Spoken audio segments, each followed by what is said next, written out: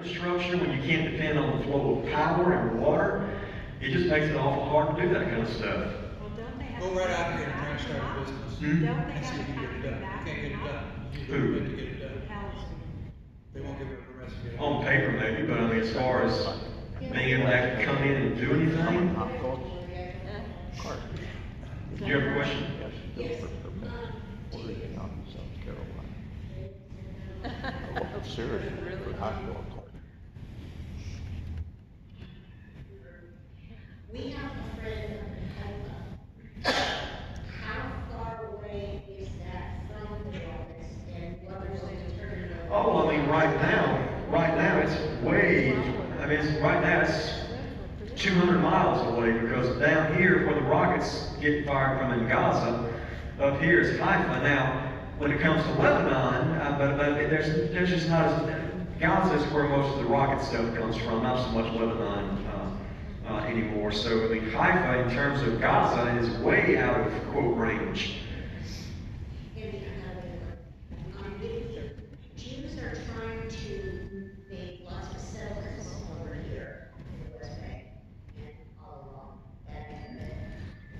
Are they having more children there? Because here, and I hate to stereotype, but most Jews have 2 or 3 children, and that's all.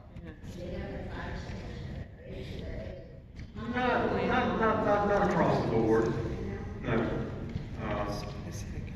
I mean, some of them that I know have more than 2 or 3, but not every one.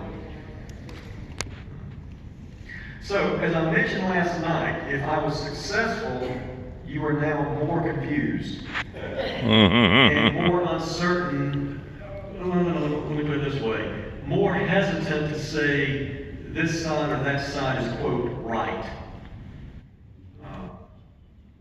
But I was that way when we came back from Israel. Yeah. Gaza. I mean, Yeah. like being with Monty Luther, I'm like, okay, which is the better side to be on, you know? I was going to get my gun and join Palestine. But Yeah. the Palestinian homes that we went into, and the bus drivers and everything, I mean, wonderful people. Oh yeah. Like I said, I always spend a fair amount of time in the West Bank with groups. We tend to typically start up in the Galilee. We'll actually come right down through the West Bank and stop in Samaria and do some things there, have lunch there with a guy named Mahmoud, who actually went to the University of Alabama, by the way. He's got a big Roll Tide sign on his restaurant. And come on down through Nablus and do some other things there in the West Bank. And the folks are always amazed, like, oh, we thought the West Bank was where all the crazy terrorists were. These are good people. That's what I want you to see. You know. Larry? I think one of the things that I saw that Israel was doing was what the United States should do.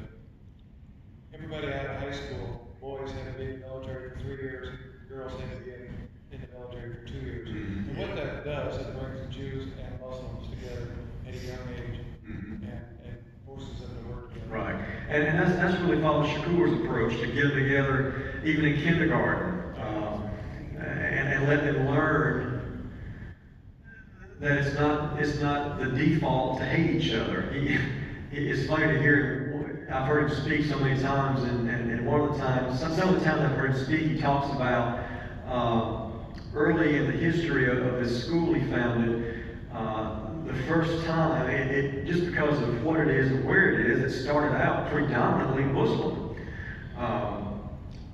And he talks about the very first time he had, and he worked real hard to get this, to convince some families to do it. But he talks about the first time that he had some Jewish children come as students.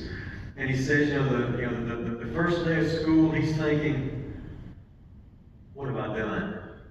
These Muslim kids are going to just, do terrible things to these Jewish kids. And he kind of panics, quite frankly. And he actually doesn't even let the kids come to the school that day. He kind of, quite frankly, puts it on the teachers and says, look, take them on a field trip, take them to play somewhere, and he just kind of does this. And he says then at the end of the day, they come back, And they all get off the buses and they're smiling and they're picking and cutting up with each other. And it dawned on her that what actually happened Afraid to go to any